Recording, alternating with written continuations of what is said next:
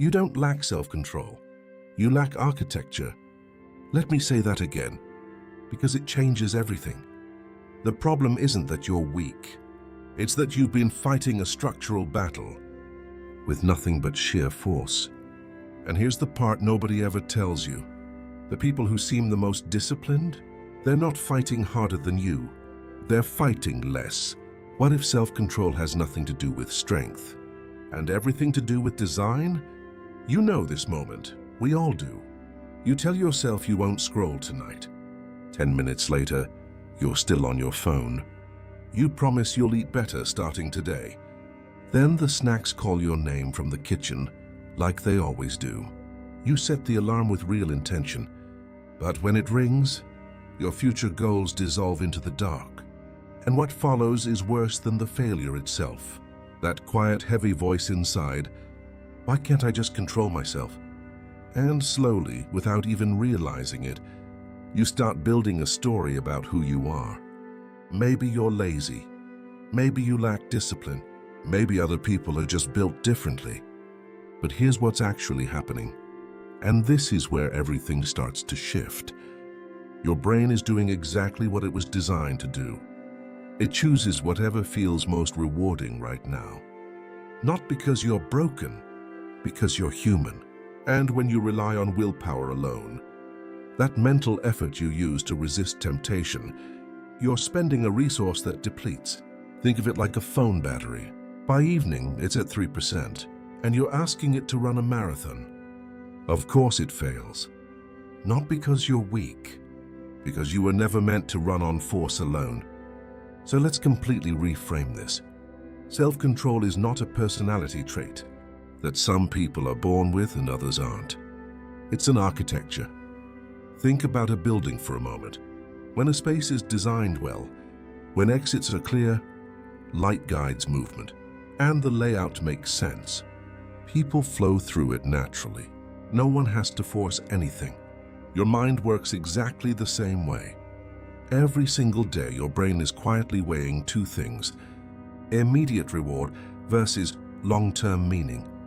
The emotional brain wants comfort, right now. The thinking brain wants growth, eventually. Self-control isn't about silencing one of them. It's about designing your space so they don't have to fight each other constantly. And when your environment supports your goals, something remarkable happens. You need fewer decisions. And that is the shift. Here's the thing most people never consider. Your surroundings are already voting on your behavior before you've even had a single conscious thought. If your phone is on the table, it will be used. If junk food is visible, it will be eaten. If your gym clothes are buried in a drawer, the gym simply won't happen. The most powerful form of self-control isn't resisting temptation. It's removing it entirely. Because you don't rise to the level of your goals. You fall to the level of your systems. Now let's go deeper. Inside the architecture itself, there are 5 internal pillars holding this structure up. The first is clarity. You have to know what you're building and why. A vague goal creates vague decisions. A clear goal, it sharpens everything. The second is control. Not controlling yourself, but controlling what surrounds you. Phone in another room, book on your pillow. Rearrange the pantry, redesign the space. The third pillar is consistency. Small actions repeated daily will always outperform massive effort done occasionally. Always. The fourth is commitment. Staying with the plan when the emotion is gone, when it's hard, when it's boring, when every part of you wants to stop. And the fifth is maybe the most overlooked of all, compassion. Because failure is not proof you're incapable. Failure is feedback. It means the structure needs adjusting, not that you need punishing. Now here's something subtle and powerful. It's called cognitive distance. When a craving feels close, urgent, loud, right here, and your goal feels far away and abstract, you lose every time. But when you zoom out, when you mentally step back and see the bigger picture, the urge shrinks. It's not this cookie right now.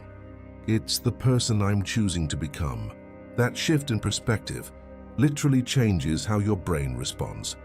And this is why routines matter more than motivation. Motivation is a feeling, and feelings change. Routines are architecture, and structure doesn't argue with you at 6 a.m. One more thing, and this one surprises people. Self-care is self-control.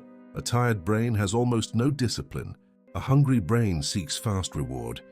A stressed brain just wants to escape. Sleep, nutrition, emotional recovery. These aren't luxuries or rewards for the disciplined. They are the foundation discipline is built on. Here's the paradox that ties all of this together. The harder you try to control yourself through force, the more exhausted and fragile your discipline becomes. Willpower used as a daily weapon eventually turns on its owner. True self-control isn't about tightening your grip. It's about designing a life where you barely need to grip at all. It's not strength, it's structure. So here's your experiment. Just one thing. Don't try to improve your discipline today. Improve one piece of your environment. Move the phone. Lay out your clothes. Put a book where the remote normally sits. One small shift, one structural change. And tonight, sit with this question. What part of my life am I trying to fix with force? That could simply be redesigned instead. Because here's the deeper truth. You were never meant to win a daily war against yourself.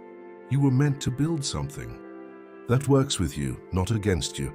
Your mind is not a wild thing to be controlled. It's a structure, waiting to be understood.